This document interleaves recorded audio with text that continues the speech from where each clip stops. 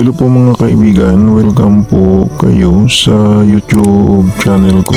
Magbabahagi po ako sa inyo ng maiwagang kapangyarihan ng mutya niluwal ng pusang itim. Ang mutya niluwal ng pusang itim ay maganda na mutya ito kapag may ganito kayong mutya. Ang mutya na ito ay nagbibigay ng liksi bilis ng galaw sa oras ng panganib. Panglihis po ito sa bala ng baril basta sa tama lang po tayo. May kapangyarihang bertudis ang mutya niluwal ng pusang itim na siyam ang buhay ng taong naghahawak po nito. Ang mutya na ito ay nagbibigay din ng matalas na isipan at malakas na pakiramdam. Proteksyon din ito sa kapangyarihan ng mga kulam, barang paktol, palipad hangin, masamang engkanto, masamang elemento, sa mga masamang espiritu. Proteksyon din ito sa kapangyarihan ng mga aswang at nagtaboy din ito ng kamalasan sa buhay. Ang mutya na ito ay maganda din ibabad sa tubig at gawing inumin para panglusaw po sa kapangyarihan ng sumpa o diskomunyon. Kapag may ganito kayong mutya, balutin lang po ninyo ito ng tilang itim at palagi po ninyo suot sa inyong katawan. Ang mutya na ito ay may gabay na engkantadang putian. Pag may ganito kayong mutya, huwag lang po ninyo ito dalhin sa lamay o sa sementeryo. Ang mutya na ito ay nagpapabagal din ng katandaan kapag ibabad po ninyo ito sa isang basong tubig sa araw po ng Biyernes at inumin po ninyo ang tubig na binabara ng mutya na ito. May kapangyarihang bertudis din ang mutya na ito na pampaswerte sa kahit anong negosyo basta sa tama lang po. At marami pa po ang kapangyarihang bertudis na tinataglay ng mutya na ito.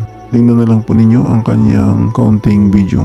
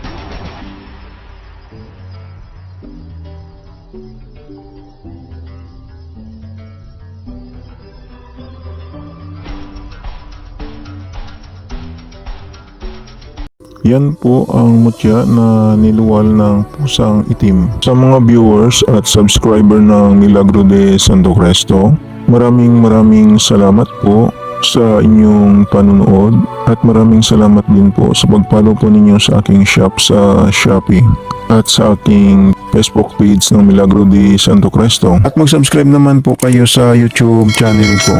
Panoorin na lang po ninyo ang second channel ko sa YouTube sa Milagro de Santo Cristo 2. Baka may magustuhan po kayo na mga lamang gamot na magagamit po ninyo. Paalala lang po, ang mga maiwagang dasal at orasyon na binabahagi ko sa inyo ay gagamitin lang po ninyo sa kabutihan.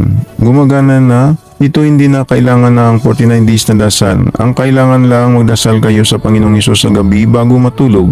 At pagkagising ninyo sa umaga magdasal din kayo. Mananalig lang sa Panginoong Hesus para lalong lalakas ang mga pagsambit sa mga maiwagang orasyon na gagamitin po ninyo. Yan lang po, maraming salamat at God bless sa inyong lahat.